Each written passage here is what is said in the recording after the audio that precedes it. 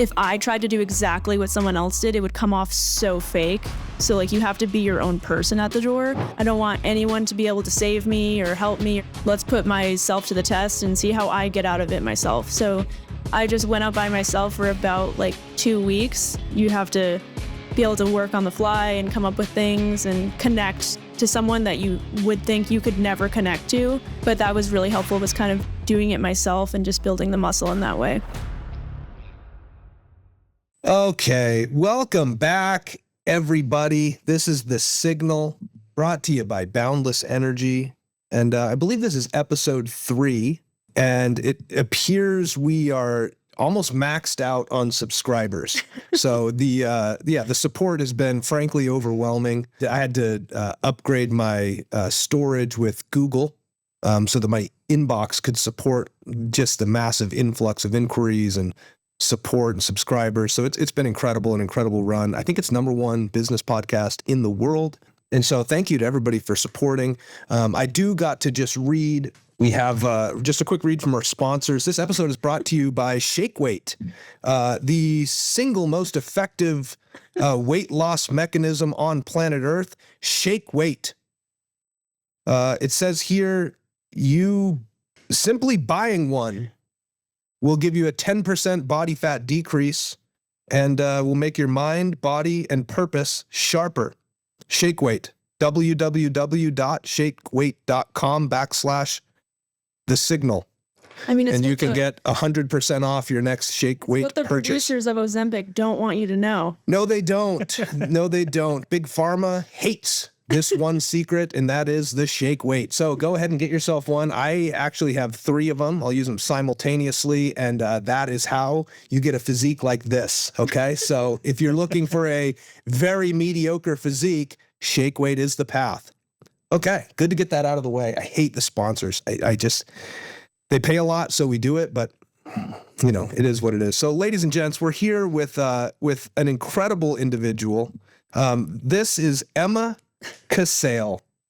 And Emma Casale is, if you're within the organization, so some of you listening from the outside, you may not know Emma, but you're going to. And but within the organization, Emma is an absolute legend, okay? I'm going to share just off the top of my head some impressive stats.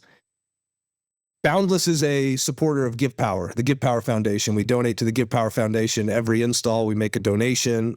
We've gone on, I want to say 7 treks to 4 different countries across the globe and installed solar and clean water and battery systems to support the developing world. It's an incredible initiative, and you really should go support the GivePower Foundation. Emma Casale is actually a title holder amongst all GivePower trekkers globally. Emma is, I believe, the only individual person to have gone on a trek to every country that GivePower serves. No, I've never gone to Kenya. I lied. She's the most trekked trekker. Okay, so you have not gone to Kenya. You need to go to Kenya still, but this is true. Yeah. I got this from GivePower. You're the only person in history to this point who has gone on 4 different GivePower Yes, that one you have. You got that one right. And so, That's the better one anyway. That's an impressive, that's impressive. And, you know, we've done different competitions throughout the years where you can earn a spot on the trek. And when that happens, Emma tends to throw down even more than usual. And then I'm just going to put a quick little plug here. You have hundreds and hundreds and hundreds of deals under your belt. You joined the organization. I want to say you're here, 4 years Yeah, almost? it'll be almost 4 years. And so just about 4 years in the game. This was Emma's first solar job, and we're going to get into all this. I'm going to stop talking in just a minute, but Emma also is a record holder for the most deals signed as a setter in a single month, and that number was 49. 49. Which always gets somehow rounded up and up and up in conversation. To some people, it might be 250. Yeah. We don't. So 49 deals signed in a single month, which is absolutely incredible. Many people work all year to get that kind of production, and you have that in a single month. So Emma, you've been amazing, been an amazing addition to the company and the company culture, and Thank you guys. your production speaks for itself. But that's a quick little intro on Emma. Let's dive in. Okay. First thing we got to do here, even though I already said pretty much everything about you, we're going to dive a little deeper. Yeah, that's all there really is. Yeah. But let's get a little background here, Emma. Take us through, like, who are you really? Okay. Where did you come from? Let's just start at the very beginning. Where'd you grow up? What was your family life like growing up? Do you got brothers and sisters? Do you got, how was all of that? Take us through a little bit of your history. Okay. So, I mean, the basics, I grew up in Lincoln, Rhode Island. Some people may call that, the armpit state of New England. I say that is reserved for New Jersey, but I will definitely say I grew up in Rhode Island. I have one older brother named Oliver, and then just my two parents, kind of big family that's a little bit smaller. My mom's one of 15, but they live across the whole U.S., so I could probably see my aunt or uncle and not even know who they were. So huge family, but kind of small cluster right in Rhode Island. My grandparents live in Rhode Island, so it's kind of just always like the six of us. But yeah, my parents grew up pretty, I feel like, just traditional, like middle class-ish. My dad was served in the Marine Corps and then was a mail carrier for his whole life after that. And my mom worked as a manager in like the Woonsocket CVS warehouse for forever. So like very kind of just simple, traditional, like 9-to-5 jobs. Nothing crazy outside of that. My high school was 3 minutes from my house. We never moved. So kind of, they still live there today. So Nice. Definitely. So when you go home, you go home to the house you grew up in. Yes. Yep. Cool. That's awesome. Yeah. My dad is very set on never leaving that place.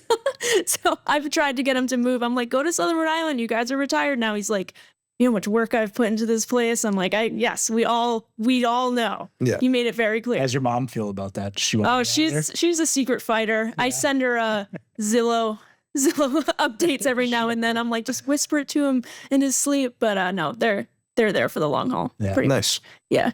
Okay, so huge family, small little 6-person family that you grew up in. Yeah, pretty much. You say 6. You yeah. said you have an older brother. Yep. Oliver. Yep. You got your 2 parents. That's 4. I know, math, You said your mom's one of 15? Yeah, one of 15. Yeah. My dad's one of 10. I thought that was a lot. Yeah. She's lucky 13. She's Irish Catholic? No Irish, like French. Got it. Yeah. Okay. Yeah, they still burn the same way. So. Yeah. Well, shout out to your grandparents. Yeah, only one set of twins, so I don't know. I don't ever want to experience that. I'm all set. Okay, so what was it like what were you like growing up as a kid? Really shy, which is kind of weird now that I'm in this like kind of job space. Loved animals to the point where if it was raining outside, I'd go out and save the worms, which I think I was actually killing them by accident. But, the thought was there. Because you know how they come out when it's wet? I would pick them up and put them back because I was like, oh, they're lost, but they were just drowning. That's how a lot of serial killers start. Yeah. Yep. I can't believe I just exposed that. That's okay. Crime Junkie is one of my favorite podcasts, so hopefully they don't they don't tap into here. I think just ranked under this one. So. Yeah, right underneath, like subscriber-wise. Yeah. 100%. Okay, sick. So you're shy. I know a little bit of your story from like when you started working after college and joined this organization, but why don't you take us through the chronology of high school, go to college, what'd you study, what'd you get into, and then how'd you get into the solar space? My family was always very like, have a plan. And then if you have a plan, like if you do the 1 + 1 = 2 and you do that enough times, like it'll add up and you'll have what you need. Like you don't have to do anything crazy. So the plan was, do really well in high school, get a scholarship in college, find a good job. There's the outcome. So I actually ended up getting a scholarship through the military to go to school for chemistry. So I have my chemistry degree minus the military side. I ended up being disqualified from that halfway through college. Kept the degree, figured I'm already halfway there. Might as well finish that out. Acquired all of the college loan debt. So that was a great win for me. Yeah, great story. Keeps you working harder. Oh, yeah. Quinnipiac was a great choice at the time to have the school paid for, and then it was an even better choice to lose the funding. I still had other scholarships, but ended up having crazy student loans. So graduated with a chemistry degree. Kind of realized I kind of, as a kid I was shy, then grew up and actually became a little bit more outgoing. Realized unless I went and got further schooling with chemistry or like a PhD, just a chemistry degree would kind of leave me in a lab just alone for like 10 or so hours, just like pipetting. not the dream job for me, a little too solitary for me. So I decided, hey, I have the degree. I've always loved animals. I might as well start my like fast track to go to veterinary school. So I got out of college and immediately became a vet tech, tried to kind of get some hours in, get some experience. And that's kind of where my journey took a turn into solar, just kind of 180'd. But I'm super glad that it did. So how? Take us like what I happened? actually kind of have to give a shout out, or I don't know if the owner of the vet would say this is a shout out, but I worked at a veterinary practice in East Greenwich, really cute area. It wasn't the owner of the vet that was kind of like the pivotal moment for me, but it was one of the practicing vets. She was this awesome woman. She was kind of like my role model of, I was like, wow, she's really got all her stuff together. Like she lives in this beautiful little coastal town in Rhode Island. She, works at this office. She sees all these animals every day. Like she went to Tufts University to get her vet degree. Like that's a super hard school to get into. Yeah. Like, let me just like kind of sponge everything I can from her. And I was there for about 6 months and it was fun. I mean, I never had like a bad day. You could have stressful days, but like got to hang out with dogs all the time. I mean, the people were the worst part. No, I'm kidding. For sure. Well, it depends on the people, but that's in any job. But I was still living at home and my pay was pretty insignificant. On paper, I would have made about $23,000 in a year as a vet tech in Rhode Island. I actually would have made more if I had just kept working at Victoria's Secret, which I was working at through college. So that was a little bit like kind of diminishing. Just graduated out of college. I'm making less than I did at my part-time job in college. But I was like, oh, it's fine because I have the plan. Like, this is just the middle ground because I'm going to go to vet school. And then once I get out of vet school, that's when you make like the real people money, like the adult money. And then I started talking to her and she was like, honestly, I'm saying this for your own good, but like, get out of here. I was like, wow. Oh, okay. So this vet that I kind of look up to, like, I think she's really got it together. Like she's living like my future in like 30 years is telling me like, run from this. And I kind of went home and sat on it and I was like, okay, I mean, this makes sense. Let's look at where I am. Like I have this much in student loan debt already just from getting my bachelor's, still living at mom and dad's. I'm making, I don't know, $12 an hour after tax as a vet tech. I give it my all at the job. I'm not like, wasting time there. Like I'm really pursuing it. And all of this to maybe in a year or two, apply to vet school, have to go take out, hundreds of thousands of dollars in loans still, and then end up unhappy. Like this woman I really look up to and want to be. So that was my pivotal moment and I'm honestly so grateful that she kind of like put it out there and was straight with me and was like, hey, I can see that you're going to be like good at something and don't make it this because it won't be like what you think it is. So honestly, shout out to her. I don't know if the owner of the vet would have loved to hear that because I ended up leaving them about 30 days later.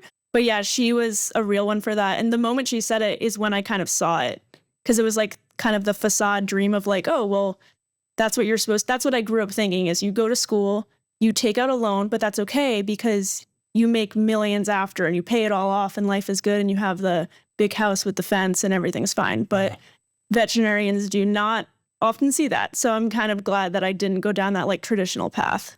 Yeah, shout out her. Yeah. We're not going to name her name because she would get fired because we know they're going to hear this. I know. Everyone's going to hear this. Listening. Yeah. Yeah, we have to be very careful about what we say because the reach is just so vast. Do you still stay in contact with her? No, I actually did try to sell her solar, but she was doing renos and it kind of fell off. But honestly, it might be a good follow-up. Yeah. Yeah, never let him die. Awesome. Nope. Okay, wonderful. So you decide I'm not pursuing this path anymore. Yep. And then what? Well, then it was like, oh crap, what now? I loved science and I loved animals. So I was like, maybe I can do something environmental. Like I still have this chemistry degree. It's got to mean something. Do I remember half of what I learned? No. But on paper, I have a chemistry degree and I can totally use it. So I started looking up kind of like climate jobs, anything environmental, got on Indeed, and you guys obviously popped up. And you guys had to really fight for this because you came up top of the list every time. And I'd be like, what is this can of bologna that keeps popping up on my Indeed over and over? The scammer company that this is really trying, but I would skip it every time because I'm like, this just, entry level. The pay range was like something absurd. It was like $80,000 to $120,000 entry level, no skill needed. I was like, man, skip that. That is crazy.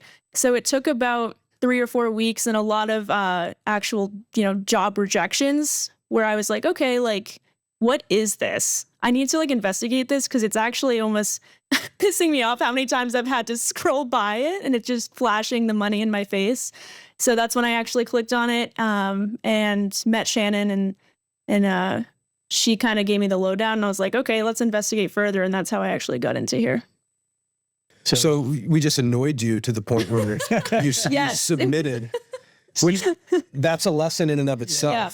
It seemed too good Be to be persistent. true a little bit, Yep. It's funny you say that. I was listening to I think it was a podcast like recently, and somebody was asking somebody else in business, just a prominent figurehead in business in general, like, what's a good piece of advice for like a younger generation or a new generation or whatever? And he said, the path I've always taken is if it's too good to be true or seems too good to be true, like you should probably actually explore it and explore every corner of it. You should probably figure out why. Because oftentimes there's a lot of truth to things, And he's like, so I've always explored things that occurred to me as too good to be true. And he's like, that's how I've won my entire life, actually. I didn't run from them. I actually like dove into them.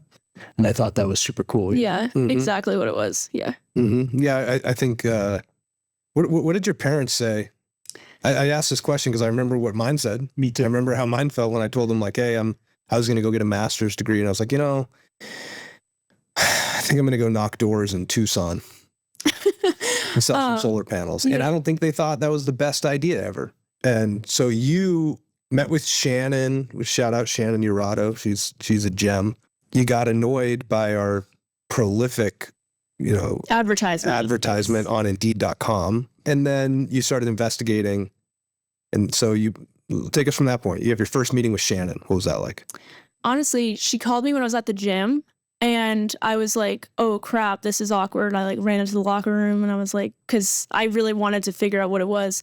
And she was like, don't worry, in Shannon fashion. And I didn't know at the time, but she was like, just call me later. And I was like, oh, okay. So I just like went back out, finished my workout.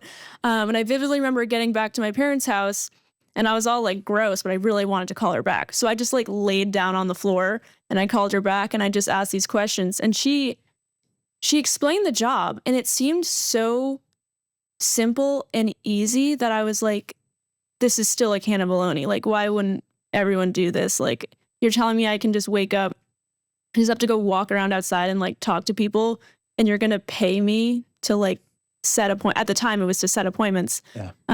I was like, you're just going to pay me if these people like want to sign up to learn about something. I don't have to like sell them anything or like someone else is actually going to come by and like do the actual work. I just have to like get their information and make a call. She's like, yeah. And I'm like, do people like ever not make money doing this? And she was like, no.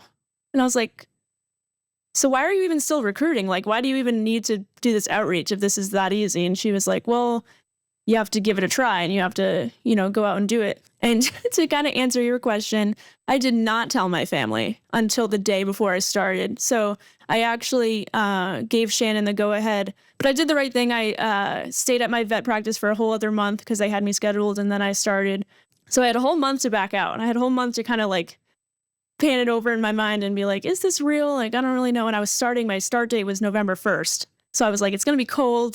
Mm-hmm. I don't know what I'm doing right now. This seems like maybe the totally wrong choice for me, but we're going to do it because like I already want to leave this job. Why not give this job a shot? And if I hate it, I'm exactly where I was before, still looking for a new job. So yeah, I did not tell my parents at all because they were the traditional type. I mean, I didn't even know that people still knocked on doors. I thought that was ridiculous when I actually learned that's what the job was. So I knew my parents were going to be like, what on earth? So I do remember the day before I started, I was like, yeah, like I'm doing this canvassing job. I think I can make this much money with it. And here's what I have to do. And my mom was like, that's unsafe. That's weird. She was like, you're going to get abducted. My dad was like, that's not a real job. My brother didn't care. I think he was in the mindset of like, she's going to do whatever anyway. Like, why are you even bothering? So I was like, hey, I'm going to like give this a shot. And if I'm bad at it, I'm just going to pretend it never happened because that's like embarrassing. Like to say I'm going to go knock on people's doors and I was so bad at it that I couldn't do it. I'm like, no, this will just be a blip and it would be like it never happened. And then I started and that was not the case. So it definitely went the other way. It's been a long blip. Yeah, it's been a very long blip. It's a 4-year blip. Unreal. Well, I'm glad. I'm grateful that the veterinarian that you looked up to told you to turn and run. And I'm glad that our Indeed.com presence was so annoying that you felt like you had to. I remember you saying it in a way where you're like, I almost like took the job, or I almost took the interviews just to prove that you guys were full of it. Yep. And unfortunately, Emma, you proved the opposite. It's actually in the best way. Actually, you know what? We lied. We told you that your income was 80 to 120, and I think you have exploded past that every single year. Yeah, somehow. So, I remember vividly it wasn't my first month, but my second or third month, I added up all my payments and it was my entire year's salary as a vet tech. And I was like blown away. And even then that was such a minuscule amount compared to what I ended up like achieving. But that was the moment where I was like, oh, this is real money. Just made my whole year's salary in a month, knocking on doors. not bad. Yeah, it wasn't bad. I was like, okay, the scam isn't really scamming. This is fine. Yeah. Like I can work here. I want to zoom in on something real quick. Go for it. You started in November. Yep. November, December, January, February, like that stretch of time, especially up in the Northeast and in cold weather markets. Yep. That's the time where like most people in solar are like, well, I better fill up my pipeline right now. You know, it's going to get cold. Let's get the couch ready. Like, you know? And you started during that time. And so what was that like for you? I think it actually was a huge advantage. And I tell new hires this sometimes too, or like people just coming in when I meet them and it's kind of the fall going into winter and they're like, oh, well, what do you guys do when it starts to get cold? And I'm like, the same thing we did when it was hot. Yeah. But I think starting in it, it's all I knew. So I was just like, okay, well, here's the job. I went out and bought a coat. It's the same big white marshmallow coat that I've had for the 4 years now. It's like I feel like it's a symbol when I first put that thing on every winter. It's like your cape. Oh yeah. When it comes on, I'm like, okay, winter mode Emma is activated. But yeah, I bought the coat and I just treated it like it was the only thing I knew, which is that's what it was. And it didn't really bother me. So I feel like it's actually was such an advantage that I started in November and it switched so fast to like daylight savings time hit. And it was dark out at 4 o'clock. And it just was one of those things of like, it's only weird if you make it weird. And I just kind of jumped past all that weirdness of like, oh, it's dark and it's cold, or do they want to talk to me? And I ended up in tons of people's houses because of it. So it was an advantage for sure. Yeah, it's a great place to start. It makes you appreciate the summer, makes you appreciate the springtime. Oh, when I got into the spring and summer, I was like, the cakewalk that this is. Yeah. Like, I'd have new hires come in and they'd be like, oh, this is like, I had a hard day. And I'm like, no, you didn't. Like, this is a cakewalk and you were going to enjoy it because the winter is coming. Yeah, you just grab them by the cheeks and you tell them they're going to cherish it, you know? Yep. Never. Yeah, exactly. I want to start getting a little more tactical. Okay. So anybody listening here now, you got a nice background on Emma. Emma's a scientist. She's a skeptic. And she's also pretty driven and pretty, I think I would call you bullheaded in the best way. Adds up, yeah. In that you're going to go do something to almost just to prove a point, whether to yourself or somebody else, but like you want to prove a point, whether you're proving yourself right, proving somebody else wrong, you're proving a point. So if you're going to make bets, I'd bet on Emma proving a point. So when you get started, can you talk about like this portion here is going to be, I think, really relevant and impactful for people getting into this and just getting started and like, you know, going door to door, knocking on people's doors, pitching people. Let's talk about like the lessons there, like what you learned, what you struggled with in the beginning. Let me just start there. Like what was hard in the beginning and what were some of the things that you learned and started implementing that all of a sudden turned you into an incredibly high performer? Yeah, I think the hardest thing was honestly believing that there was like a certain like correct way to do it, or like a right way to handle everything, or, you know, the secret word or the secret phrase that would like get you the Silver deal. bullet. Yeah. And I vividly remember the first time a woman came to the door and I was like talking to her and she was like, honestly, like, this is something I think my husband would be the one to talk to about. And I just was like, well, where's your husband? And I just remember I was like, that probably wasn't the thing I should say. And like, it was just, the hardest part was just going through the motions at each and every door and just like figuring out like, okay, that's probably not something you should say out loud, or like this works, and honestly just accepting that every single door is its own universe. Like in the 4 years I've been doing this, I don't think I've ever spoken with someone behind a door and had like the same exact interaction ever. Like it's always been different. Whether it's a good way or bad way, it's just always different. You have to just treat them all different and have your own experience with them. So right away you were just constantly recalibrating, like from door to door to door. Were you doing that mindfully, or was it kind of happening just kind of naturally? I think it happened a little naturally. I mean, so when I first came on, I shadowed someone for about 4 days in Worcester, and I remember kind of, I'd watch what he would do and I'd be like, okay, that makes sense. And then I'd see other things and I'd be like, oh my God, no, I would have killed that. Like I would have taken that in this direction. So I kind of was like observing in a way of learning what to do and what not to do. And that's different for everyone. I've always told people, like, if I tried to do exactly what someone else did, it would come off so fake. So like you have to be your own person at the door. Something that did really help me was that after I shadowed him, I just went out by myself and I'm like, I don't want anyone to be able to save me or help me or get me out of a situation. Like, let's put myself to the test and see how I get out of it myself. So I just went out by myself for about like 2 weeks. And if I screwed something up, it was just me there to kind of fix it or just move on. And I feel like that really like tightened or built up the muscle of like, let's figure this out. And like, you have to be able to work on the fly and come up with things and connect to someone that you would think you could never connect to. But that was really helpful, was kind of doing it myself and just building the muscle in that way. Yeah, I think there's the principle there is like giving yourself time and space to go figure it out.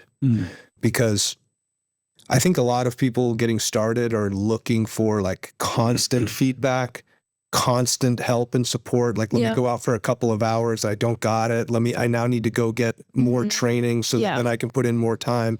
And maybe there's some truth to that, but I think there's a lot of power in just saying, I'm going to go do this for X amount of time and I'm not going to quit. And on the other side of that, I'm going to have a ton of wisdom. And being okay with like falling flat on your face. And like, because I can't think off the top of my head, but I've definitely like said or reacted in ways where I'm like, wow, that was embarrassing. And like, that's okay. You're never going to see that person ever again. Sure. But like, it's just so empowering when you maybe overcome it at the next door, or like you don't have that embarrassing fall on your face moment and you did that. It wasn't like someone you were with that was like, oh, let me step in and save you. And you're like, oh, wow, like, thanks. It's like, no, you did it. It was super impactful. What were you doing in the beginning that you started tweaking? Like, what were you doing that wasn't working? What were some of the tweaks that you made that started getting results? I think trying to sell too hard, honestly, it has the opposite effect of what Can you you explain want to. Can you explain what you mean by that?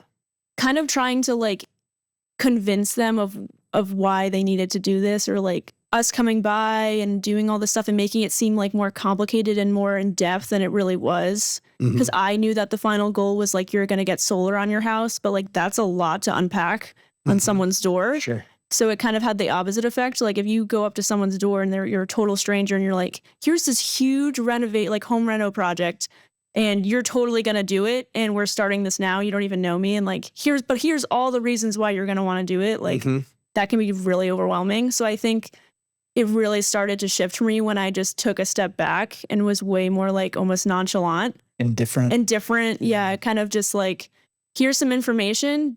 Here's an opportunity. Do you want it? Like, let's figure it out for you. It sounds like you were knocking on people's doors and selling the idea of solar panels. Yep. And you were convicted that it was a good idea because you know the product is good. You know that it works. You know that there's no money out of pocket to do it. You know that they benefit financially from it from day one. So like, that this is good for them. I'm behind it. So all you got to do is convince them of what you know. And unfortunately, as many people learn, That is not effective. It's not the key. It may be super genuine, but it is not effective. And so you took it a step back. You started becoming more nonchalant or more indifferent. Okay. So I think that's a key principle there, is a level of indifference about the outcome. And like, what does it look like to be indifferent? Like, can you kind of describe how that looks and feels? It's like the moment you get out of your car and you're at 0 on the day and you're like, oh, I want to have a big day today. I want to like really set up a week for a specialist to be able to sit down with all these people. But you're like, you just got out of your car and you haven't talked to a single soul yet. And it's like all that pressure on your back. And you just have to be like, actually, I'm just going to go walk around and talk to some people and whatever happens, happens. Mm-hmm. And that mindset's what got me into like double-digit appointments, into huge 60, 70 appointments on the week. It was just, once you get that one, then everything else is just like, let's just have a bonus day. Let's just have fun. So it starts with your own mind, just leveling of expectations of like, my expectation is that I'm going to be out here for the X amount of time and I'm going to talk to people. That's my expectation. Yep. And the outcome will be what it is. It is what it is. You focus on process, not the result. Yeah. Yeah. Your mindset is indifferent about the outcomes that you get. You're just made up your mind about what you're going to be doing. And then how does it manifest like in a conversation? I was about to say, it's something that was really helpful because I feel like when I first started, I'd get to a door and I'd be like, oh, this is a great opportunity, like great sunlight, great roof. And I would talk to the person and they'd be like, just not about it. And I'd be so like high strung on like, why aren't you about this? Like, you're the candidate for this. Like, and it would almost be not like an argument, but I'd almost like resent that they didn't want to do it. And it would just take up so much time and mental space for me. And then it would be like, okay, let's go to the next door. Like, hopefully they're not like that guy. And it would just get to me. But now if I'm out and it's the first door of the day and they're like, this just isn't really for me, and I can't like connect with them in a way to kind of like lead them to what I think they should look into, I'm just like, okay, bye. Like, hope you have a great day. Like, maybe talk to you later, on to the next. Like, it just, the indifference, it doesn't clog up your headspace or your time, or you don't spend 20 minutes arguing with someone that even if you set the appointment with, they're going to no-show that or cancel it, or it actually frees up more of your time for what you're really looking for, the job. And you're also protecting your own attitude out there. 100%. Yeah. So you can go longer out there for sure. Yeah. Yeah, that's awesome. I think in anything, in any industry or sport or any place where you need to perform, when you don't get the result that you want, and the first thing you do is get upset at somebody else for standing in the way of what you want, you literally give them your power. Take any scenario and like pointing the finger at, it's like, oh, this person's so dumb. They are so dumb. They wouldn't do this. They're a perfect candidate. It's like, sure. You were ineffective. Mm-hmm. That's a better place to come from, walking out that door going, okay, I don't care. Like, whether they want to do it or not, I don't care. I couldn't help them get out of their own way. Yeah. So let's talk about helping people get out of their own way. I would love to, like, if we could, I'm putting you on the spot, but Okay. like, could we go live on like a door pitch? Okay. Yeah. And I didn't even tell you we were going to do this. So when I say on the spot, like I quit. Fully on the spot, you can't. The door's locked. And yeah, we have all the sponsorship money we have to pay back, and we can't do that. So I'd have to return my shake weight. Oh my God. No, don't take that from they don't me. accept returns. I don't want to go back on Ozempic. One thing I know about the Shake Weight Corporation is they have a strict no refund policy. There's no satisfaction guarantee. It's, you will be satisfied. Yeah. That's it. It's confidence. Yeah. Yeah, it just says you are satisfied. Yeah, if we're gonna role play this, I want to just kind of get the vibe of like, maybe Of how like I approach a door. Or, yeah, and let's just pretend that Mark and I are roommates and we answer the door at the same time, and we're not going to be fun. we're not going to be too tough, but we are going to do the standard. I think the standard is everybody immediately says they're not interested. Do you find this? Let me just make sure we're on the same page. When you knock on somebody's door, 99% of the time they will tell you they're not interested in some way. Yeah, pretty much. So we're going to do that. It's never a no though. It's always there's always a gateway to it. For sure. Oh yeah, there's a little. I have one time though had someone answer the door and say, "Oh, honey, we like come here," and they were actively Googling how to go solar, and I was like, "I'm the angel," and it was one door in my entire 4 years, and I remember the exact like place it was in Woonsocket, and they have solar, and I was their solar angel. But most of the time, 99% of the time, yes, Riley, it is a no, I'm good. So you're right, 99 point something. Yeah, and then we'll just go through the process, play it out. Yeah, sure. Good cop, bad cop, bad cop. Who's bad? Who? Both bad cop? That's what I thought it was. All right. So you guys are like, 30-year-old roommates. Yeah. Okay, we're gonna really. Yeah. Okay, I love this for you guys. Okay. Okay, here. Hello. Hi, how are you guys? I'm good. Pretty good. Cool. My name's Emma. I've been kind of meeting all the neighbors in the area. I'm assuming you guys are the homeowners, or one of you. Yeah. No, we both. Who's the freeloader? No, you're both the homeowners. We're both pretty much freeloaders, but You know what? That adds up. You guys look the type. Yeah, Oh, I'm happy for you though. Made me laugh. But basically, I've just been meeting everybody in the area. My company did one of the newer solar installs. I don't know if you've seen it right off of West Street. yeah, we've seen it. Yeah. So basically, I'm just meeting anyone that has like a similar home to them because they did it with a newer program in Massachusetts. It's actually I'll just stop. Like, Yeah. we're not a candidate for solar. We wouldn't. I don't. Oh wow! So you guys have looked into it before? I did my own research into it. Yeah. You did. Okay. Yep. Was it for this property or was it for somewhere else? No, it was for this one. This Couple one? years ago. Yeah. How long have you guys been here? 5. Yeah, I think 5 years. Okay. Wow. Okay. You guys are like in unison with everything. Yeah. Yeah. Have you guys you lived together this whole time? Like, did you go to school together or something? Like, how did Yeah, you? we've been like best friends forever. Oh, cool. Okay. So this is awesome. So I've been here 5 years. Were you guys just renting like before this or? Yeah, we weren't rooming together before. Oh, okay. But yeah, So this is like the ultimate dream for you guys. I guess so. Yeah. Yeah. Yeah, we've been Cool. best friends forever. Like, why don't we buy a house together? Yeah. Well, you got Ooh, it at a good that's what we time. had. I'm like been searching for a place now and it's insane. So I'm kind of jealous of when you guys got this place. we bought it but- at a great time. Yeah. Which is funny because you're one of the like, you guys have been like the newest in the neighborhood. Everyone I've met has been here like 30 plus years. So you guys kind of win the newest in the neighborhood award. Yeah, not to cut you off or anything. Yeah, you're good. I looked into it and like I did my research online, plugged in my info, like pulled up a report. We have like you see like the trees out back and all of that, and Yeah. it just said our house wasn't viable for it. So you kind of just looked it up online, like a sunlight report on it, kind of yeah, gathered it yeah, like and it said that. we don't get enough sun to do it. Okay. Do you know like how much you guys spend with National Grid right now?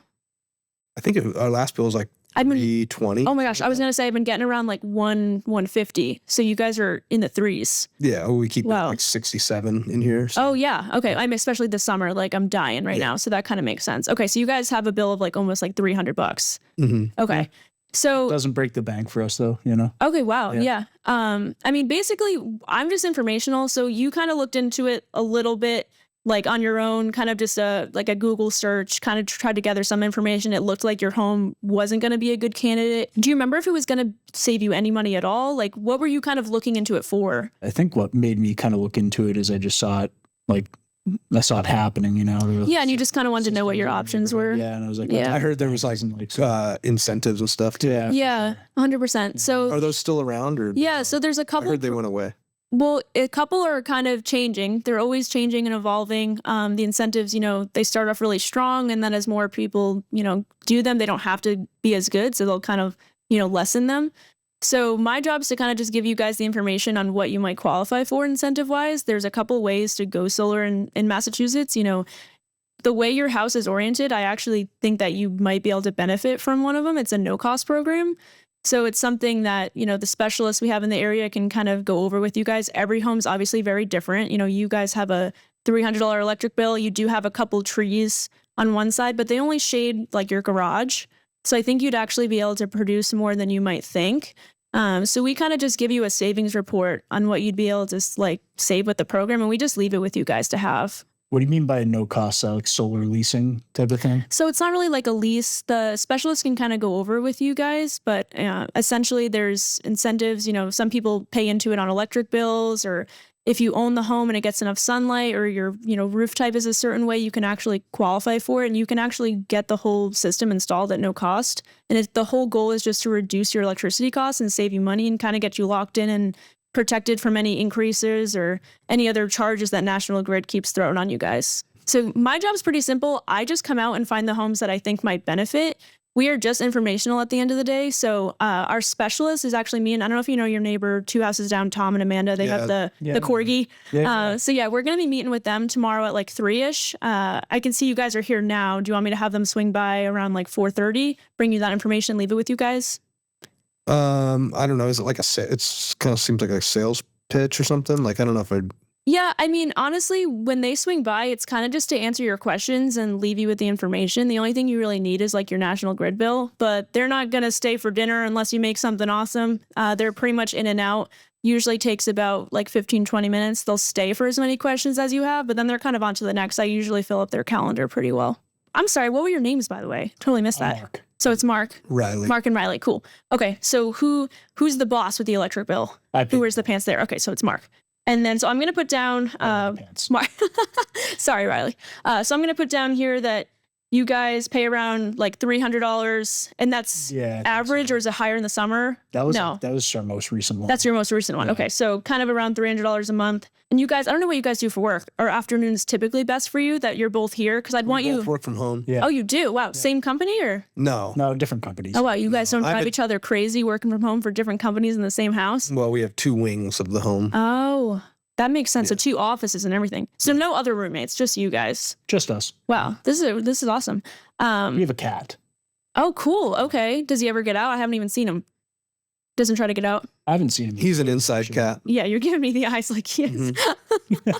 Tiddlywinks is his name. Oh wow. Okay. How old is he? 6. Are you asking cat years or human? Just to cat. Yeah, I don't know cat years I couldn't actually. tell you how many human years, but I believe he's 71 in cat years. Wow. Then that name is perfect for him. Yeah, he seems like the perfect trio. Thank you. Yeah, he forms a good trio with you guys. So okay, so you both work from home. So do you have certain, like I know you're here right now, I'd rather you guys be together so you can ask certain questions when they come by. That's usually what I try to do. So do you have certain hours that you guys normally work? Like you end around 4 or 5, I'm assuming? Yeah. Okay, well, perfect. Well, so what I'll do is I'll just have them swing by because we have that opening tomorrow around 5. You'll both be here. If you think of any questions, just write them down for the specialist. Like I said, they only stay for as many questions as you have, and then they're kind of on to the next. But I tell everyone, if it can help you in any way, awesome. If not, at least you're more aware of the information. And Mark, you can kind of get like the specifics, at least program-wise for your home. Yeah. Because Googling it's really tough because there's so much information out there. Yeah, it was pretty much a blank, like, not good. Don't do it. Yeah, You know? yeah. So, yeah. Sometimes it's hard too because a lot of companies will, they're way out of state and they can't actually like take a look at the property with you guys. So it's inaccurate. So if there's something that can help you, we'll find out and leave it with you guys. Okay. Cool. Right, yeah. Sweet. We'll see you tomorrow. All right. Give Tiddlywinks some love for me. Yeah, bring treats. Yeah. Okay. Yeah. What's he like? Fancy feast? Bacon. Or bacon. Wow. Yeah. Are you sure you don't have a dog or? Is he a dog? I don't know. Have you guys seen him around recently? Is he still alive or? Been a while. Oh, okay. He's living in the walls. Yeah. That's good. Okay. We'll find him during the site audit. I Okay. haven't seen Tiddlywinks in ages. Yeah. The site surveyor will find him, I'm sure. Yeah. Yeah. So Living in the wall. nice, man. Yeah. That would be interesting. I've had weirder conversations, so That wasn't weird. If anybody's listening right now and you're too middle-aged, if you're in your 30s and you have a roommate who's just your buddy, that's fine. Dude, It's fine. Yeah, and you can cut this out, but you made me think of Always Sunny in Philadelphia. Oh my He gosh. loses the cat Yeah. in the wall, and then he's like, I'm going to get the cat out. He's like, I'm just going to send more cats in. He ties like a string to another cat. Oh my He's like, I'm god. fishing out with another cat. Yeah. Cats I don't. keep Let's breaking just the say I'm strings. glad I'm not the specialist going into your Yeah. house because I'm sure it must smell. Has Probably that does, cat smell. That's my favorite. That was sick. I noticed a couple of things that I would like to highlight. The biggest thing was movement, and not like physical movement, but like the movement of the conversation. I can tell that you're very cognizant of keeping it moving forward. Mm-hmm. Like there was a moment where things got kind of silent. Like you were done speaking, you paused. You were thinking way too hard. I was going to come up with, this happens all the time. Yep. Like I was going to come up with another reason not to do it. And you like killed the dead space. And you're like, so here's what I'll do. And you just took control of the situation. And I think that's a great principle for everybody, is like knowing that there's another step to the process, like allowing yourself to move it forward. What I rather say than- too is like, it doesn't have to be an A to B to C to D appointment setting process. Like my pitch as long as you encompass the who, what, why, and how, which is, I'm Emma, I work for Boundless. That's the who. The what is we just did a solar install on West Street. The why is there's a program you can qualify for. And the how is like, we're coming by to leave the information. So as long as you encompass all of that, you're on to a good start. In that process, the moment there's like any form of anything that's not a no, so like you guys weren't like, yes, I'd love for you to come by, but you weren't like, no, get away from me. Sure. Just info take. Like you don't have to have the whole process done and then the okay, like, yes, tomorrow at 5 sounds great. And then be like, okay, what's your name? What's your number? What, Sure. Like, it doesn't have to be like an interrogation survey. You can just go to the info take and it will sound like you're doing them a favor and it transitions it well. So you're just like flowing in the conversation. You can rapport build in between. So every time I tell everyone, like, if there's anything that's not I'm not interested, it's not like a no, but they're not like giving you a yes green light, just info take. What do you mean by info take? Get their name, their phone number. A lot of times, let's say they're not telling me no, but it's kind of hard to get an appointment time out of them. They're like, oh, I'm always busy. I'm never around. Like my husband would want to be here. And I'll just be like, okay, cool. Like, honestly, let me do this. What was your name again? And I'll take their name and I'll be like, cause we're green, I don't have cards. So why don't I'll be able to shoot you a text. Give me your number. And then just give me my number. Cause it seems like I'm doing her a solid. I'm like getting it somewhere. And then I'll be like, honestly, so you're here now. I know your husband, from rapport building, I'll be like, I know your husband works in construction. So he probably gets home late night. I have a 7 o'clock open on Wednesday or Thursday. Which one do you want me to at least shoot for? And then she'll pick one. And then you have your appointment. The thing is, if you info take and it's like casual and conversational, you have all the hardest things. You have her address, her name, her phone number, her email. Them picking an appointment time between Wednesday and Thursday is the easiest thing at the end of that conversation. They've already given you all the tough things. So, and then you can just kind of button up and build up that actual appointment time and build value around it, but you've already done all of it. It's not like you do all of that and then you bounce. Yeah. You still continue it, but like you didn't necessarily need the green light to be like, okay, the light's green, now I can info take. You can do it at any point in the process. One awesome thing in there, and I was just putting myself in the shoes of a homeowner, taking in this experience and the information and name dropping our neighbors, a couple doors over. Like that's just, it's such an impactful way to connect, and create a sense of familiarity. And so you're like, yeah, so, your neighbors over and I use their names. I forget what Tom and Amanda. With the corgi. With the corgi, yeah, come on. And so your cat plays with the corgi. I know, they do all the time. Might be a dog. Not a dog. Cat dog, yeah. Cat dog, yeah. Yeah. That right there, right? Like that's a big moment. There's like an inflection point there that happens. There's a book, Door to Door Millionaire, like the first thing he says in it, he's like, if you name drop, if you create familiarity and like connection in the neighborhood, like their interest level goes through the roof and their guard goes down really quickly. Yep. And so just being with Tom and Amanda tomorrow, it also, there was like a sense of like, well, we're back out here anyway. And we're going to be right there. It's a favor. It's always. It's like, we're going to be here anyway. Always sounds like a favor. Yep. Yeah, and the assumptiveness you have of like, we're going to do this anyway. We're going to be out here anyway. Tom and Amanda, the corgi, it's like, oh yeah. And it's like, cool, here's what we're going to do. Okay. Yep. Like, we'll be back tomorrow. You guys are around 5 o'clock. And so like just that little moment in time in your interaction is probably yields so much fruit for you, I would imagine. Yeah. So that was awesome. Yeah. Yeah. That was a masterclass of coming in an incredibly disarming way. I'm out meeting all the neighbors. We're doing work in the area. You might know Tom and Amanda. Okay, great. Like coming in, like guard down. We talked about like you just furthering the conversation. Like where it needs to get to. So you're taking them along with you. You're not getting stuck in, like I call it taking the bait, right? Where like the conversation could take a little turn and you get stuck talking about that rabbit hole or whatever, and you just kept it moving. That was fantastic. And then let's go to like the first objection, right? The first objection was, we looked into it in the past. We're not a good, I didn't even give you any information, right? The first objection was, and this happens all the time. Yeah, you know what? I just don't think. Yeah. You're wasting your time. Yeah. Okay, I'm doing you a favor by telling you. Yeah. Move along. I'll save you the breath. I get a lot. Yeah. Like yeah. So can we stop there for a minute and talk about like what you did in that moment? If anybody's watching this, I would rewind and go watch it, because here's what I remember, and then you can maybe tell us why you did that. But What I remember was I gave you that objection, and then you started asking questions, and not all of them about the objection. Yep. Maybe a little bit. You're kind of trying to understand, but you weren't taking the bait that like, that's a real objection and you must solve it today. Yes. No.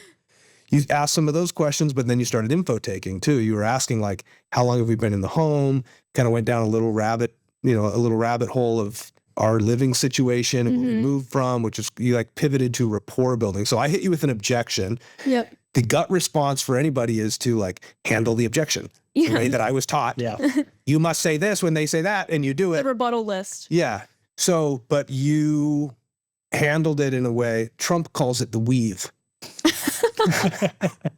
But you like weaved it. So let's talk about that for a second. And like, what are you doing there?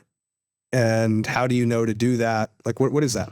So I feel like there's two things that I always lean into when I'm setting appointments or kind of just conversating, dealing with anything that's like maybe an objection, maybe just someone being unsure. Honestly, the best way to handle objection is to actually not really handle it at all.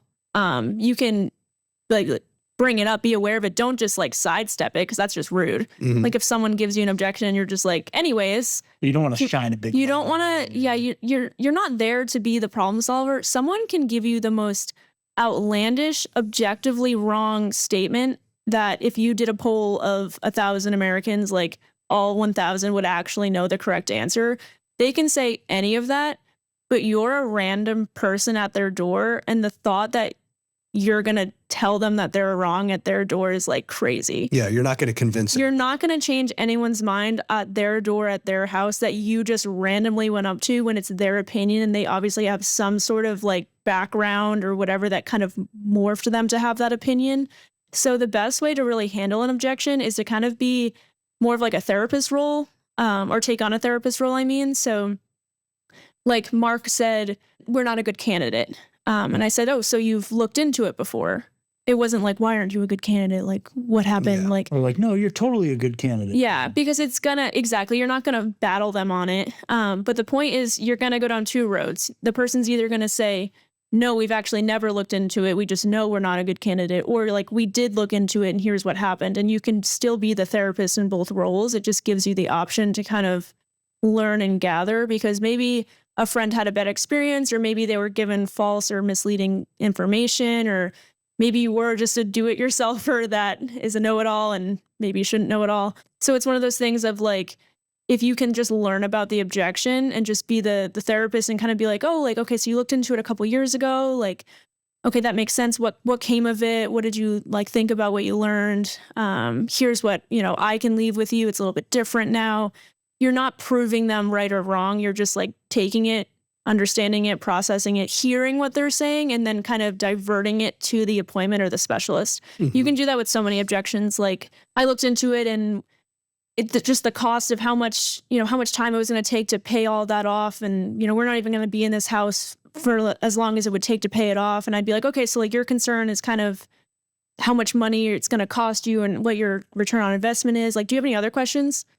So I didn't even answer or respond to any of that. I just received it, kind of parroted it back and asked for more.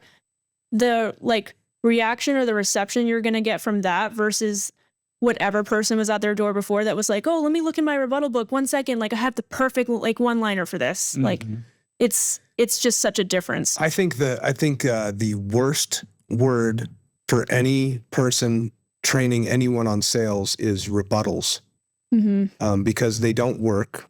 You said it. Let's double click on this. You will not change anyone's mind.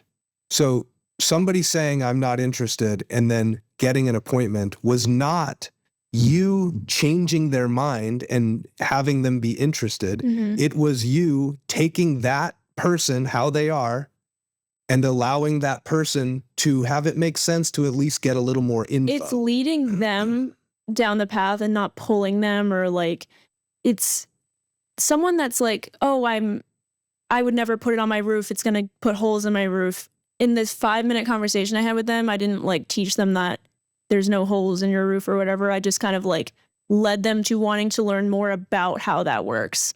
So you're never going to give no one wants the answer from a rando at their door. Like that's just not what and I've had some people say some crazy things where I'm like, I know I can give you the correct answer and guidance that you need, but I'm going to just pivot this to the specialist and let them know about it. It's, the rebuttals, it's like my favorite thing is when sometimes I'll get a new hire in and someone will be like, oh, well, we're not going to do solar. We're actually moving soon. And they'll be like, well, did you know that your home can actually increase the value, like solar can increase the value of your home by 0.2%, and they'll give the exact number. And I'm like, that was good, but they didn't need that Wikipedia fact. Like that didn't, it's just a shutdown because they're looking for that. They're looking for you to just be like the answer solar robot. And they're just gonna be like, okay, well, thanks for letting us know. Anyway, bye.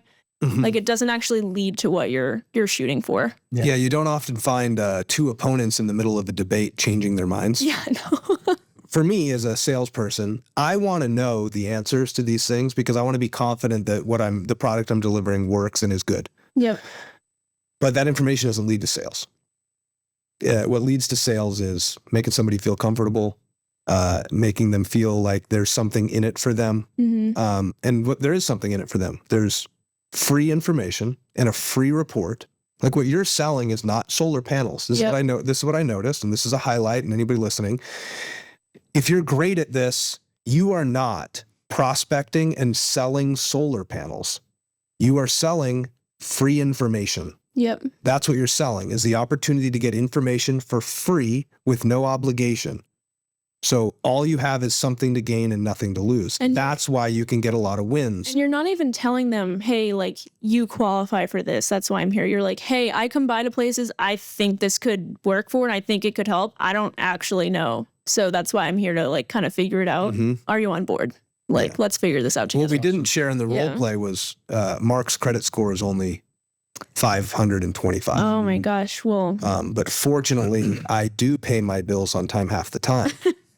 So I'm probably, 651. Yeah. So well, I'm sure your mom actually lives downstairs. So I'm sure she also manages the finances. Yeah. I'm sure we can have her co-sign. Where our dog is. Yeah. The second thing with objections, so you can kind of do these hand in hand, like even in, I feel like the role play, I was kind of coming in and out of them. But the moment anything in the conversation gets awkward, tense, defensive, I don't know, aggressive, passive aggressive, whatever, the moment it gets any sort of weird, just put them in solar timeout. Like, I know that your goal or what you think your goal is when you're going to knock doors is like, okay, my goal is to knock on a door, set appointment for solar. But it's more like the harder you go for that, it just puts you in the opposite direction. So like if you get anything that's like an objection, something tense, like, I don't know, maybe a kid is yelling at them from inside, you're not going to just keep barreling through and be like, oh, ignore your kid, like keep learning about this solar fact. Like, no, that's weird. And that's, as another person, you can see that you should pivot. So anytime anything weird happens, tense, awkward, like put them in solar timeout. It's immediately like, okay, I heard your objection, but like, cool. Like my biggest line is, I'll be like, I've been trying to find the record anyway. Like, how long have you guys lived here? And then by asking that question, you can dive into so many other avenues. And please don't have it be like, oh, how long have you lived here? And they're like 5 years. And you're like, cool. Anyways, like, no, that just is even weirder. Like, Go 3 deep. And then I say go 3 deep on the 3 deep a lot of times, which is like, you've lived here 5 years. Okay, cool. Like, where'd you move from? What do you do for work? What family do you have in the area? And then you can go 3 deep on those 3 deep. How long have you been doing that job? How many grandkids do you have? Like, so it doesn't have to be like, oh, they answered my rapport building question. I can check that off and now like move back to my pitch. Like, no, actually kind of get to know them. And you can make a connection with someone that you on paper would probably have 0 connections with at all just by like doing that exercise. And it really kind of helps you pull the conversation back because let's say scenario A, someone gives me an objection and I'm like, okay, well, I think the specialist can kind of touch on that. I'm going to like put you down for this appointment anyway. But they're still like, they have that objection. They're still skeptical and they don't really know you either. But scenario B is you've talked with them. You know that their kid plays softball, that they work in pharmaceuticals and their husband's in IT and they've moved in 3 years ago and they're actually from Idaho. And so sick. Yeah. They sound awesome. They're the best people. Yeah. So then at the end of that scenario, you're like, you take a second, you're like, honestly, I think if you've never looked into this, this might actually help you. Let's do an appointment. Which scenario are they actually going to feel like you're doing them the favor? Yeah. In scenario one, if you're like, oh, let me do you a favor, you're like, okay, well, who's this schmuck trying to do me a favor? Like, but in scenario B, it's like an actual connection where I'm like, person to person, like, I think you should look into this. Like, let's have them come by. By rapport building, you're actually minimizing the objections and you're solidifying the appointment. And it's so much easier even to hard close, because how hard is it when you're at an appointment and you're like, oh, you're just guessing. You're like, tomorrow at 5? And they're like, no, I'm busy. And you're like, so Wednesday at 3? They're like, Sure. no. And then you're like, this is awkward. I'm just like fishing with no knowledge of what fish I'm catching or how to throw the line or anything. So if you're rapport building, in the back of your mind, you can learn, okay, their kid has softball practice on like Tuesday, Wednesday. So I'm not going to fish with that line. So I'm going to throw out the Thursday line at 5 because they both get home at 4 and there's no softball. So like while you're rapport building, you're building the value, but you're actually doing like secret detective work so that your hard close actually closes. I actually watched you do this. We were knocking doors a few months ago. Yeah, no, I remember the actual door, the customer, everything. Okay. And I was kind of engaging with her, right? Yep. And you were right to my right. You probably remember exactly what I'm talking about. And she was like, my husband is not here. He's actually up in Vermont. Mm-hmm. Remember the lady? Yeah.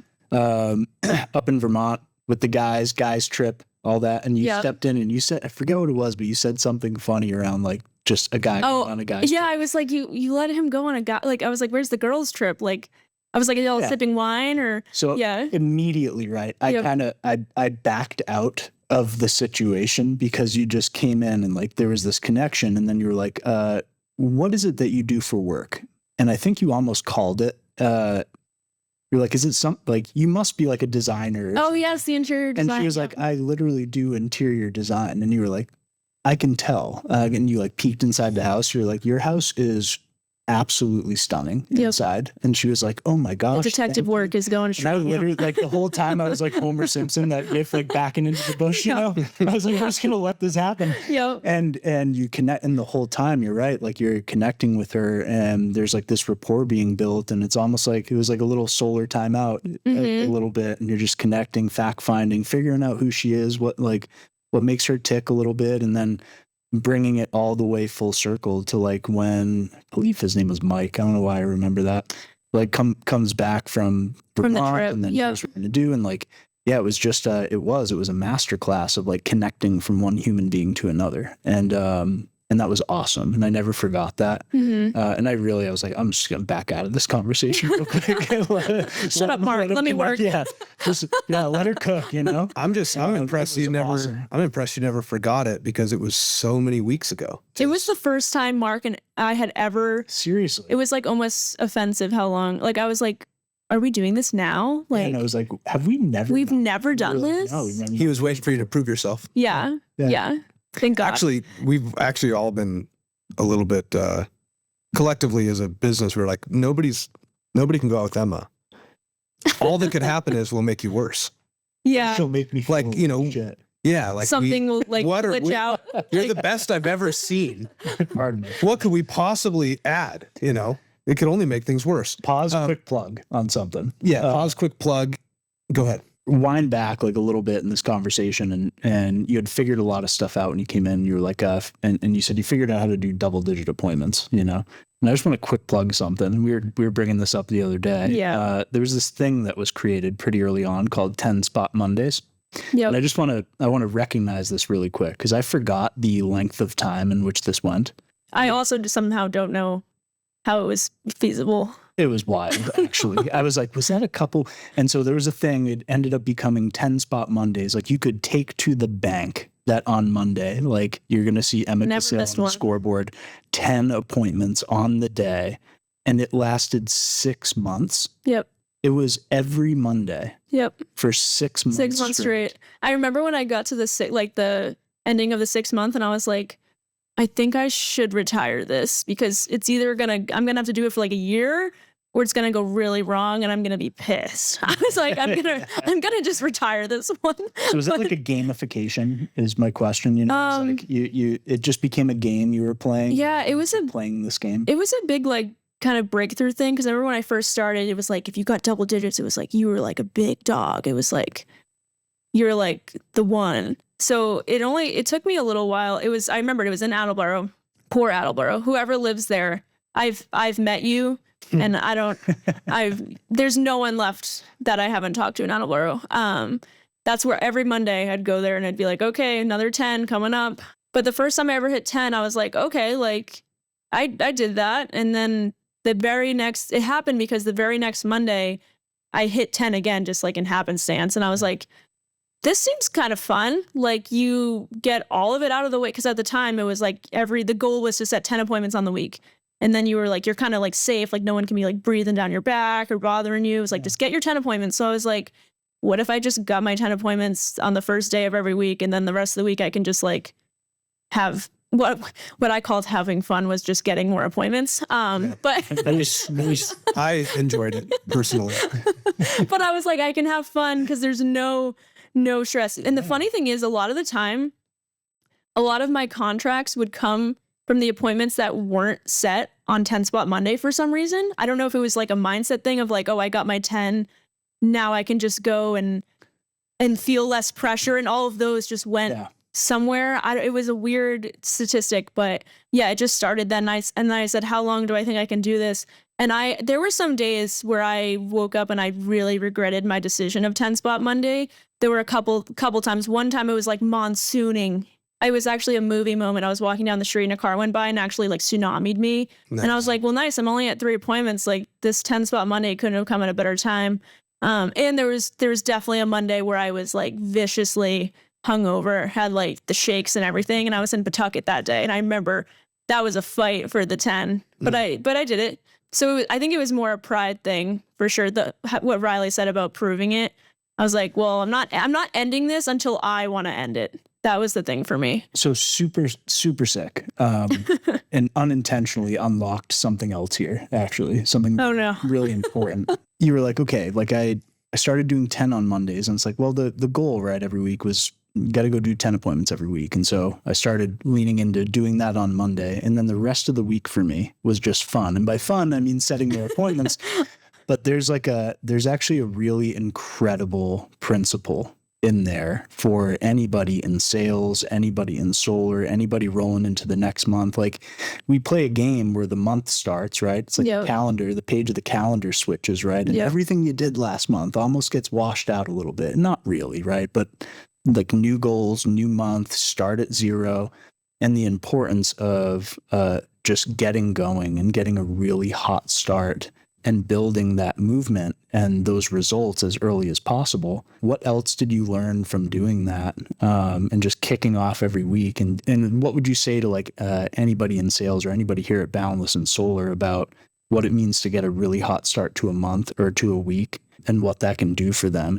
You got to kind of reach for it at the end of the month. The pressure's on, you're procrastinating, the pressure's on, and now you're like, and then you're probably leading yourself to have more conversations that are on the doors that are pressure filled. And I think it's one of those things where kind of shout out to my dad for this one, although it definitely caused a lot of, I feel like maybe some drama, but he like raised me in a way that was like, you do all of your work and then you can like have fun. But if there's like even a minuscule amount of like something you were supposed to do, like you do it first, or like what you're supposed to be having fun with, like won't be fun, which is maybe not the most healthy way to do it, but your veggies. Yeah. Like it was like, my dad was the same. Yeah. Like to the point where if I was doing something fun, but I knew I like had like, it wasn't fun the whole time. I was just consumed by the thing I was supposed to do. So I think that kind of came into a little bit of the 10 Spot Monday thing of like, okay, my goal is 10's done. No one can bother me. Let me just go to work now. But I think like the boost it gave was something that was really cool to see. And like even before 10 Spot Monday, I remember there was this one day where it was the winter time. I was somewhere in Cranston and I had one appointment on the day.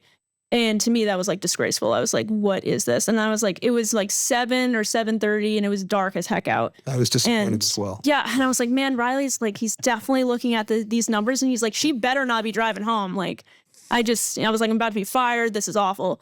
So I got back to my car And this is when we still had like Spotio and you had your territories like in a little cute like square. And I was like, okay, like the rest of my streets in my square I'll hit tomorrow. And I got back to my car and I was like, this is so dumb. Like one appointment and it's like 7:30. I'm already out here. I'm pissed. Like what the hell? So I just was like, I'm just going to do one of those streets today and not do it tomorrow. And I ended up with 7 appointments because almost every single door I had knocked on that street set an appointment. And it took me an extra like 45 minutes. Wow. And I was like, okay, so when you think you're done, just do one more. And actually, this is really funny. But just yesterday, I went out and knocked with one of our specialists, Caroline. Yep. And hopefully she doesn't judge me for saying this, but our last appointment of the day was this great appointment, great rapport, porch convo for like 20 minutes. Both spouses, the dogs, were all on the porch. It's great, joking, making the appointment, getting the electric bill. And her car was in another neighborhood that we had started in. So I drove us back to her car and I was like, oh, we should hit that house that didn't answer, like right by your car, the one that we had like talked about this house, perfect house. And she was like, well, no, why don't we like end on a good note? And I was like, end on a good note? Like that house is right there. Like, what do you mean? So we went and knocked it and the woman answers and she's like, my dad just died. Like, we're not doing any of this. And I was like, okay, I'm just leaving this alone. Like, not an appointment. And we walk away and she was like, well, see, I told you we should have just ended on a good note. And I'm like, well, we can just go find another good note. Like, we can still end on a good note. And I think that kind of just was a full swing, like full circle picture of how addicted I was to the appointment. Cause like I'd get an appointment and then I would be like, okay, I got one, sweet. And then I would go get some no's and I'd be like, well, I can't leave now. And then that cycle would just like repeat and repeat and repeat. And that one moment where I left my car with that one and went down that street and ended with 7. And I was like, okay, so like when you think you're done, do one more. And that kind of really resonated with me and got me through those breakthrough moments. And that's kind of what got me to 10 Spot Monday. What got me, I remember my first time doing double digits contract wise. And then I was like, okay, well, I can just go do one more.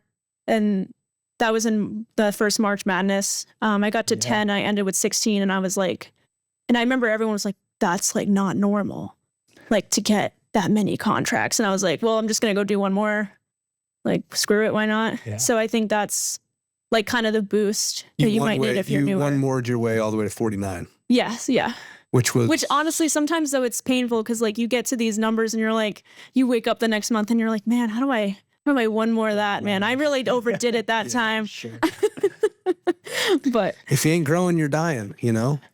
This has been pretty epic. This is juicy. A lot of incredible insights and principles that you've laid out. I just want to kind of shift gears because we made this. It's called The Signal for a reason. The reason we called it The Signal is this is our way of sending out a message. And we want to find people that are like us and that are looking for something more for themselves. And I think there's a ton of incredible people out there that are a great culture fit for what we're doing. We're not a great culture fit for every person in the world. We don't want every person. I was going to say, that's for a good reason. We want our tribe to assemble. And so this is a way to, get that message out there. I think you are a perfect example of what's possible. I just wanted to ask you the question as we kind of segue into, we're going to talk about GivePower. And I started this by letting everybody know, like you've gone and built solar systems and battery systems in Nepal. You've done it in the Philippines. I was going to say, you better get this. You've done it in Colombia. I was there. I was going to say, you were there for that one. Yeah, we just rocking hammocks every night and, hoping not to get malaria, which I didn't, I don't think. You don't, yeah. I mean, I actually have no way of knowing because you'd have to get a test for that. Yeah, big gestation period, is that? No. Right? I don't know. You're the scientist. So we'll go with that. Colombia, Nepal, and then you went back to Nepal. Yes. So you've been to Nepal twice. Yep. You've been to Colombia and you've been to the Philippines. Yes. You had to do that. Just making this change, jumping into this industry, making a bet on yourself. Like, who were you before and who have you become now? Like, what is your life like now? If you could kind of describe it maybe this is for somebody that's kind of checking us out and maybe like you, like with a skeptical eye, like, this seems a little too good to be true. Like, what's that transformation been like? And what is your life like today? Honestly, I feel like the first word I don't even know if it's the right word. It's just like explosive. Like I feel like my life is like, I'm just like explosive in everything that I do, like here or like traveling or who I've met and the impacts that I've made individually and like small scale, large scale. It's one of those things where my first GivePower trip, like I'd been here for like 3 or 4 months and I was like, oh, I'm going to Nepal. And it's funny, a lot of my friends actually thought I was going to Naples, Florida. Yeah. So then Which is also really nice. Shout out Naples. Shout out Naples. like the running joke was that I was like posting pictures and stuff and they were like, I thought Emma was in Naples. Like, where's I didn't even know where Nepal like really was on it. Like it was far away. Do you know where Naples is? I actually, no. I have a better understanding of where Nepal is than where Naples, Florida is. And you know what? I think at this point, I might have to pack up and go to Naples and just fulfill that part of it. But yeah, my first GivePower trip was only a couple months in. It's actually one of the things my family still kind of talks about, which is like a full circle moment of them being like, door knocking's not a real job. You're being a weirdo. Why are you doing this? Like going down this path that's like sketchy. And then to go to like, them being like, I can't believe that you had this opportunity and that you went to Nepal. And that was like the first trip. And now sometimes I'll like go see them on holidays and they're like, I can't believe this job that you have where you've made the money that you've made and like met the people you've met and you've been to all these places and done these things that are impossible to like replicate. And it's just one of those things that I still am unpacking from the GivePower trips, like just mentally and emotionally. Like I haven't fully unpacked from them because you come back and you have like a day or two to recover mentally and also for me normally physically, and then you have to get 10, and then you just get back and then you have to get 10 appointments. And you have to get 10 appointments, or you're fired. So it's one of those things where you never like I feel like fully get to like deal with everything that you've learned and process. It's one of those things where it's made it easier for me to be like if I'm having like a moment or like a meltdown or something and I'm like, oh, I need to just like go touch grass for a moment. Like I have a house with heat and running water and a car and like all of these things. I'm like, this problem isn't a problem. Like, let me just go like sit outside and touch the grass for a hot sec and like reground myself. And a lot of that started with GivePower, which is why I'm so addicted to it. And just like the experience and helping people and like talk about being confident in what you do and being comfortable in the door. Like whether it's someone that's like angry with me for being there or someone that like wants to learn this information, like I'm so behind what I'm doing and just like comes through what I do. Cause like, okay, you don't want what I'm here to like the opportunity I want to show you or whatever. Like that's okay. Cause I'm helping myself, my family, this community. Like if someone goes solar, I'm helping them. And then that also helps someone across the entire world. So like, I don't feel bad about being at your door, like grumpy old man. I really don't care. Like this is like way more important than me and you. So that's been really impactful for me. Were your parents proud of you? Yeah, they were like amazed. They were like, I can't believe this company does that. And like that you go and you actually physically do it. So yeah, super proud. That's sick. I'm proud of you too. Yeah, thanks. Me too. Let's talk about GivePower. You know, one of the things that is important to me, us, our business, and like this business is really all we are is just a group of people. We're a group of like-minded people. We have a product that we sell. That product is solar. We try and make money. And when we make money, we give some of it away. I think it's a good principle. You know, people that go to church and whatnot, like they pay tithing. Yep. Like if you make money, you give some of it back. Yep. We do that too. And we give it back in the form of trying to help solve a problem that is almost inconceivable for the average American. To even think that is a problem for someone, yeah. Yeah, like what we get to do is we wake up and whether here's the reality, whether you are the poorest American on welfare in public housing or you're the richest American with a mansion in Palm Beach, yep. You can walk into the other room and you could turn on the faucet and the water will come out and it will keep running all day. It won't stop unless you shut off the spigot. Yep. That's our life. That's our existence. And then on the other side of the planet, there's roughly 1 billion people on planet Earth that do not have access to electricity or clean drinking water. GivePower's mission is to solve that problem and bring clean energy and energy just in general, and clean water to those who do not have access The to it. most basic necessities like you could ever imagine. And so, we as an organization, we do that, and we send people, and we put together incentives and opportunities to go and win it. And I'm very proud that we are the most traveled organization in solar. We've been to every continent and every country that GivePower serves. We've been on the most treks of any company in the industry. I don't even think it's close and counting. We have, Nicaragua's coming up in November. We're going back to Kenya at the beginning of next year, and we're just going to keep doing that. And it's great. It's great for all those people. I think the biggest impact, or the impact that we get to see on a daily basis, is the one on ourselves and on the people in our organization. And so can you take everybody through, let's talk about GivePower. Let's talk about your first trek and what you experienced and what that was like. The first trek I feel like is the most just mind-boggling to me. I think first off because I had not been here very long, and I kind of very much so kept to myself. I knew my managers and a couple of coworkers, and I would just go out, knock doors, go to bed, repeat. I knew kind of you guys from some of the management calls and just seeing you in the office, but it was oh, those are the higher ups. Those aren't real people, those are the man behind the curtain kind of thing. And so when I got dropped off at the airport for Nepal, I just remember literally I was so nervous. I was fully just in sweat because I was I have to go hang out with all these people that all know each other, have been here longer than me, have connections, whatever. And we get to the airport. I remember just sitting down, and we were waiting for our flight because it was a red eye. Yeah. And I was just okay, I'm going to do this. I have no expectations, because to have an expectation would mean I was actually going to had a knowledge of what was happening, which was very minimal. We just had the schedule of you get here, project, sleep in dirt, go home. So that the first trek was just so insane because you just did it, and to get to know everyone that was on the trip and to see the people that live there, and just I always think about it as the opportunity that can never in any shape and form come together the way that it did, because you can take your Expedia travel itinerary planned trip to any country, and it's going to have some level of tourism and planned out, and it's going to be kind of cushy. You're going to be taken care of. But this trip was let's get into the belly of Nepal and just live with this semi-nomadic community. I can't even talk to them. I'm sleeping on their dirt floor.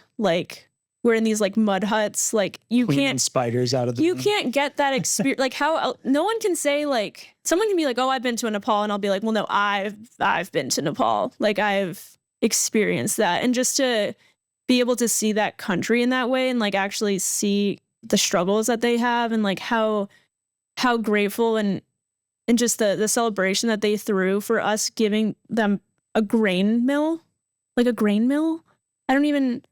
When in my life have I ever thought about a grain mill? I can just pour cereal out of a box and eat it for breakfast. I don't have to go hiking for hours to grind my corn or anything like that. And just to set that up for them and be a part of that, it was just an insane experience.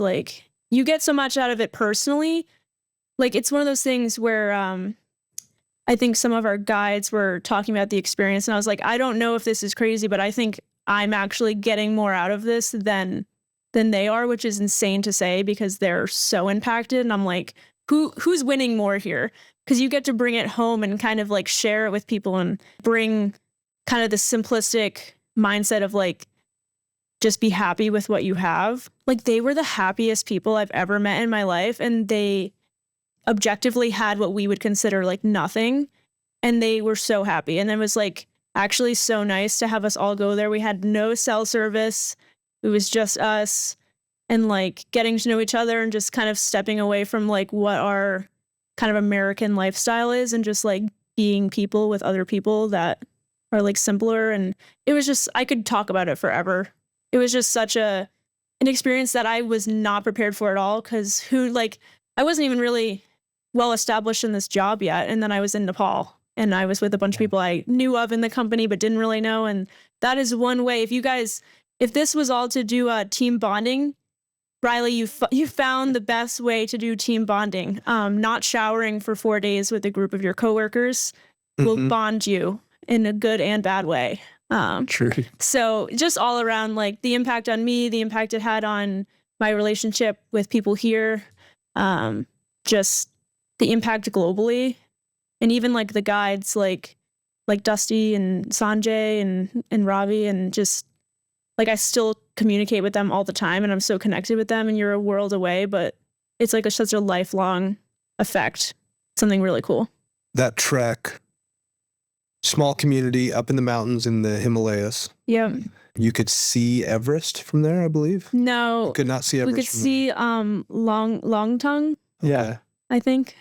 When we went on the hike Yep. up to a little Yeah. you could see above the cloud line. You could Yep. see the entire mountain range, but I think Everest was a little bit out of sight. Yeah. So up in the Himalayas, semi-nomadic community, they survived they would grow corn, and then they would shuck the corn, get the kernels off of the cob, and then they would put it in rucksacks, and then they would walk. I think it was like corn and some other grain. Maize and rice. Yeah. Yeah. So, yep. So then they would walk, and they would walk for It was like 4 hours total. Hours. a Yeah. 4-hour round trip, Yeah. right? So 2 hours there. Then they would pay to use a mill, Mm-hmm. and then they would bring back the milled grain and corn Yep. in rucksacks. So they would have to carry this. So it was a 4-hour round trip. And this isn't like a paved Massachusetts sidewalk. This is like 45 literal. vertical. Yeah. It's in there's, mountains. there's monsoon season. There's it's what we consider like cliffs. Yeah. And then what you guys did was you built a solar system. There was a structure. So we built a small structure, put a solar system up on top, attached a battery, and Yep. then supplied the mill that was powered by the solar and the battery. Yep. And then now all of a sudden, you just gave every person that makes that trek probably 4 hours of their day multiple times a week back. Mm-hmm. No need to go pay somebody else to go use a mill. And in fact, a revenue stream for that village now, they could actually charge Yeah. to use their They had like their own agency, I feel like. Yeah. A little piece of that. Yeah. Yeah. And that was just the first one. What would you say to people that are either in the industry and falling out of love? I'm kind of seeing this actually since the bill passed. Mm-hmm. I'm noticing a lot of people that were in love with this industry all of a sudden falling out of love with it a little bit, or forgetting how incredible it is. So what would you say to somebody that's in that place in their journey in the space? What would you say to them? Yeah. I mean, sometimes I think it's people fall into a little bit like something, it gets easy. And then if it's not continuously easy, you're like, oh, what the heck? Like this isn't working anymore. So I feel like just like re-fall in love with the grind that got you to where you are. And then I mean, even the GivePower standpoint, it's like, remember what you're doing it for and like what impact you actually have. And even like customers, they could bring up the smallest little thing and I'll be like, oh my God, actually like our company, you know, does this thing where I was actually in Colombia and I've done this, and it's something I'm really proud of, you know, to be a part of. Like, I'm proud that our company does that. It's like such a global impact. And just like kind of remember that when you're doing things with intention, it's like there's so much more behind it than just you waking up and going and like knocking on someone's door. Like there's so many other things behind the impact, like in the intentionality that can have. I just feel like it's reconnecting with that. And also just some like, you know, I feel like sometimes people would be like, oh, well, you know, you go on these GivePower treks, but like, I won't do that. And it's like, well, that's not true. Like, do you want to do it? If you want to do it, then you'll do it and you'll figure it out and you'll get there and you'll go. And kind of just being open to the experience. Like, they're hard work, but that's what's fun. Like, go get a little dirty, do something and have an impact and be like, yeah, I actually like had a hand that put that panel on and installed it. And it's still working and it's helping people across the world. And like, I helped myself, helped my community, and helped them all by just grinding a little bit harder and then actually going and putting in the work. I think there's something you can remind yourself of. Mm-hmm. Well said. Now a message to anybody that's checking this out because they're interested in getting into the space. What would you tell them? Just start now, because there's no like, oh, well, even in seasonality, like, oh, summer's almost over. Like, no one thinks about solar in the wintertime. Nope, that's an excuse. Or, oh, well, so much is changing program wise. Like, solar won't even be around in a year. Nope, that's an excuse. If you want to try it, just do it. There's no harm in it. You can be a million times more successful than someone that's been doing this job for, I don't know, maybe 10 years if you just apply yourself. There's no like, oh, I'm behind, or it's too late to start. Like, that's not true at all. You just have to like apply yourself and just go get on the grind 100%. Well, ladies and gents, there you have it. Emma Casale, a killer guest. Thank you, guys. Poor guests that preceded you. I mean, they did great. They were great. But I mean, this was good. I'm proud of you because, yes, you've proven to yourself, you've proven a point to yourself. But along the way, there's countless other people that have learned from you, followed you for your leadership. Countless salespeople that I know are incredibly grateful for the work and effort that you put in. When you generate leads and appointments, you're putting food on their table and their family's table. We as an organization are incredibly grateful. Emma's the best of the best, and we're grateful to have you and grateful for you coming on the show. Marcus, any final words, my friend? Yeah. Thank you for today. This was awesome. Of course. What I love about your story is what I've loved about this industry for a long time, and what I see happen, not as frequently as I would love to see happen in this industry, but I see happen all the time. And it's the stories that get created around somebody discovering something new and taking something on. And there's a new path that opens up to you in your life, and you go walk that path. In fact, you go sprint that path ferociously. And it's the only way to do it. Yeah. And so many new doors of opportunity open up and experiences come into your life. And I've watched you do that from the second you've walked in the door here, and over the last 4 years, just constant progression in your life, and taking on new things and new experiences, and I love that. And I love that path that you've been on here. And so stories like yours is why I love what I do every day, and why I've always loved this industry. Yeah. And so I want to thank you for that. It's really awesome. Yeah. Mm-hmm. Seconded. Thank you, guys. Yeah. Seconded. And we're trying to help co-author more stories like this. And so it's business with purpose. And that's what we're about. So, ladies and gents, thanks for tuning in. To all the millions and millions and millions of viewers out there, we appreciate your eyes, ears, and attention, because the advertising dollars are so nice. So nice. Yeah. You can now pick up your shake weight and get back to go to http://www.shakeweight.com/the signal for 100% off your next shake weight purchase. This has been The Signal, episode 3. We appreciate you. This was Emma Casale, Mark Featherstone, and I'm Riley Traveler. We will see you next time. Thank you.